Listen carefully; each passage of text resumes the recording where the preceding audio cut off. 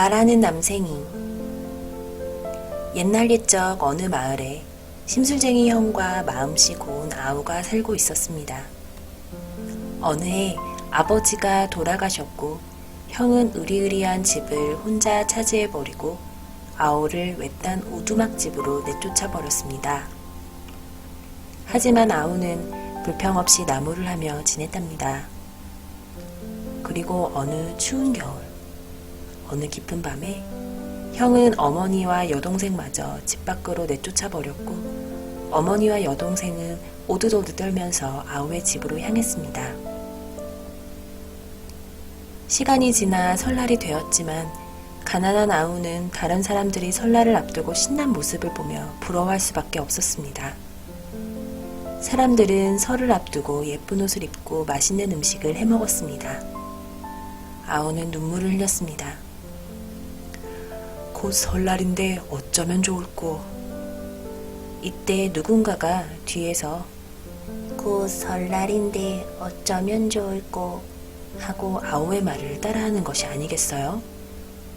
아우는 깜짝 놀라 주위를 둘러보았지만 주변에는 어떤 사람도 없었습니다. 내 흉내를 낸 게 누구요? 도깨비 장난인가? 다시 아우가 입을 열자 아니나 다를까? 내 흉내를 낸 게 누구요? 도깨비 장난인가?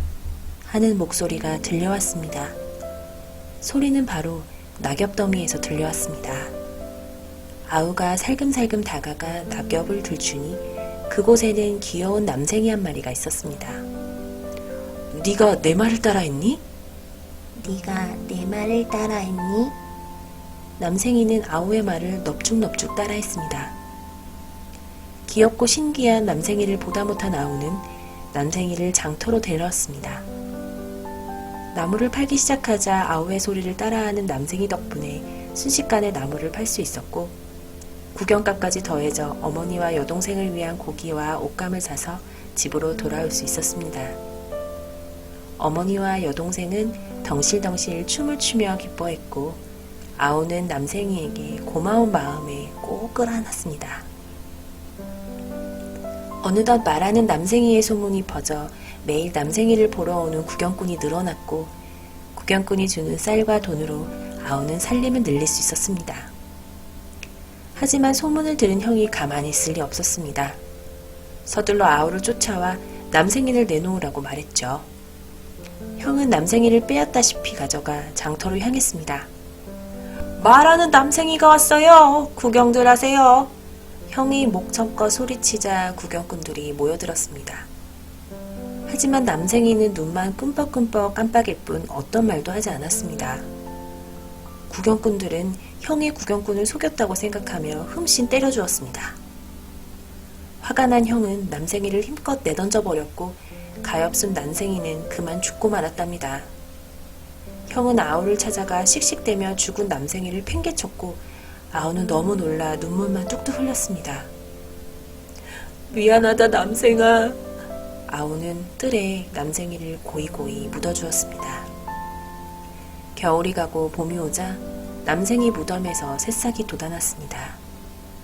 새싹은 쑥쑥 자라 나무가 되고 나무는 금세 열매를 맺었습니다. 그런데 신기하게도 열매가 맺어지는 순간 열매들은 번쩍번쩍 금은보화가 되어 촤르르 쏟아져 내리기 시작했습니다. 아우는 남생이 나무 덕분에 큰 부자가 될 수 있었답니다.